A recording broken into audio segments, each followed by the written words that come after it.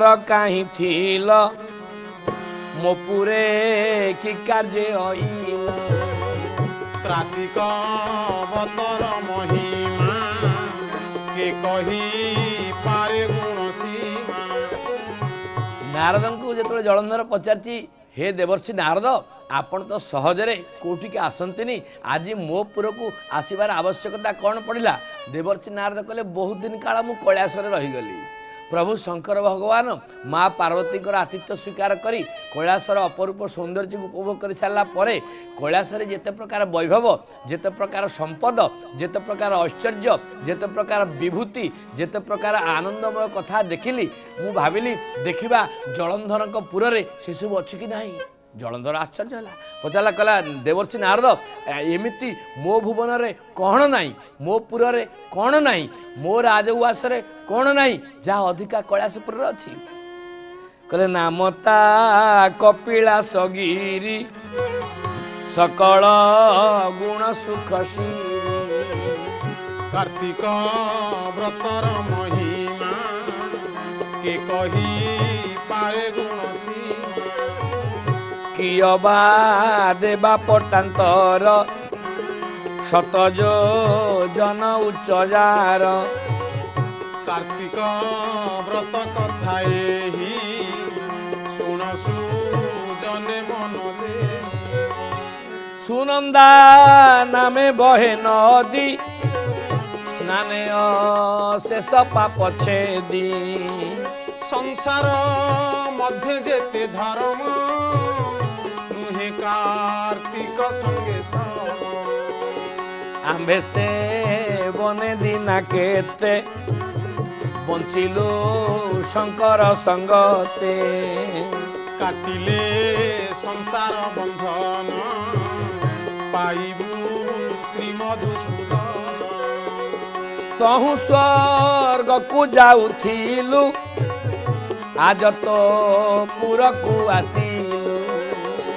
आनंदे बोल राधा राधा राधा हरिवे सर्वबाधा। कहले कैलासपुर सीधा मु स्वर्ग को जाऊली भाविली नारायण प्रभु तो जलंधरपुर अच्छी प्रभु को टिके दर्शन करी कैलासपुर थिबा समस्त ऐश्वर्य समस्त संपद समस्त वैभव कथा टिके राजा जलंधर को जन देखी जी। कहले जलंधर कहले देवर्षि नारद कौन एमती वैभव कौन एमती विभव कौन एमती विभूति कैलासपुर अच्छी जहाँ मो पाखे ना। कहले तोर नगरे जेते लोक ईश्वर संपद अधिक। कार्तिक व्रतर महिमा के कही पारे गुण सीमा। जाबत रत्न एथे अछि ए कथा बिहि लेखी अछि। कार्तिक व्रत कथा एही सुन सुजने मन दे। कहले समस्त संपद जहाँ आपणकर जलंधर आपण भुवन में मुझे देखुची सबू कैलासपुर थिबा संपद अधिक किंतु रत्न बोली जिनिस जो अच्छी रत्न पदार्थ बोली जो जिनिस अच्छी से रत्न आपण पाखे देखुनी। कहले कौन है रत्न पथर निर्मित मोरे प्रासाद करे आपण रत्न देखुना। कहले ना राजा जलंधर से रत्न नुहे जे हूँ वास्तव रत्न युवती रत्न नारी रत्न सी आपण पुर नहांती। कहले युवती रत्न जहा बोली ताहा तो पुरे न देखी। कार्तिक व्रतर महिमा के कही पारे गुण सीमा। जेउ युवती शिवपुरे से तो पूर्व तोर घरे। कार्तिक व्रत कथा एही सुन सुजने मन दे। कहले समस्त संपत्ति ठारू तुम संपत्ति अधिक किंतु युवती रत्न नथिबा हेतु नारी रत्न नथिबा हेतु जेमिति केश रे गभा नथिले से सुंदर दिसे नाही गाई गोदा क्षीर नदेले शोभा दिसे नाही गछ फल नदेले शोभा दिसे नाही ठीक सेमिति एते प्रतिपत्ति एते प्रतिष्ठा एते सौंदर्य थिले मध्य कैलासपुर सहित तुम पुर समकक्ष हो पारिब नाही। एणु ए नदी सई शोभा केशविहीन जेन्हे गभा कार्तिक व्रतर महिमा के कही पारे गुण सीमा नेत्रविहीन अंधकार युवती बिने जेन्हे घर कार्तिक व्रत कथा एही शुणसु जने मन दे कहले नेत्रविहीन जमिति संसार को जीव देखी पारे नाही गभाविहीन जमिति सुंदरी नारीर केश शोभा पाए नाही फल बिना जमिति वृक्ष शोभा पाए नाही जल बिना जमिति नदी शोभा पाए नाही ठीक सेमिति सुंदरी रत्न बिना नारी रत्न बिना ये जलंधर पूरा शोभा पाउनी जलंधर मनरे नारदंकर कथा शुणी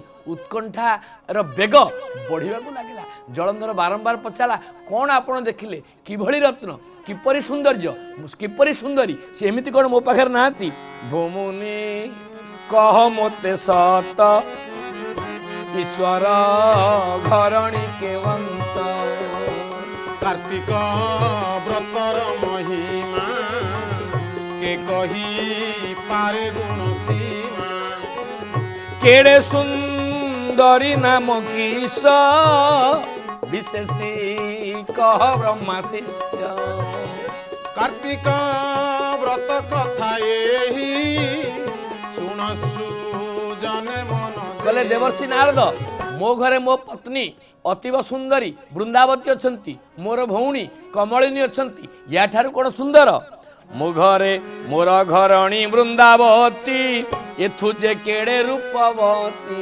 कार्तिक व्रतर महिमा के कही पारे गुण सीमा आबर भगिनी मोर मा सर्वलावण्य निधि सीमा कार्तिक व्रत कथा एही शुणसु जने मन दे कहले मो घरे वृंदावती अछंती मोर पत्नी अछंती मोर भगिनी रमा अछंती जी नारी मानक भितर राणी नारी मानक भितर लक्ष्मी ठाकुराणी तांको ठार कोन सुंदर कहले जगन्नाथंकर घरणी सेही मो पुरे छंती पुणी कार्तिक व्रतर महिमा के कही पारे गुण सीमा नारद कहले जेते सुंदरी थांतु जेते प्रतिपत्ति थाउ कौन कहबी बाबा जो सौंदर्य शंकर पत्नी पार्वती पाखे अच्छी समस्त सौंदर्य को एकाठी करी जदि गोटे पात्र रखा जाए तार गोटे आंगुठी की मध्य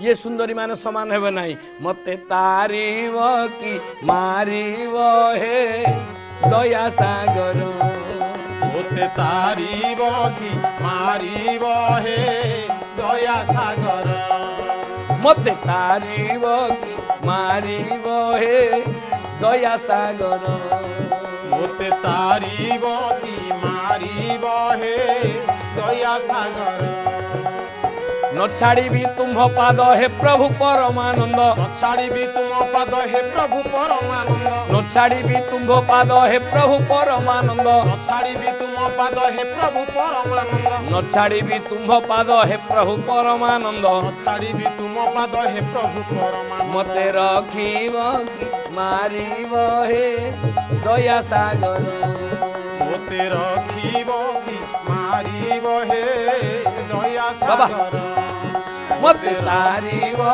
मारीब हे दया सागर मते रखीब मारीब हे दया सागर मते तारीब मारीब हे दया सागर मते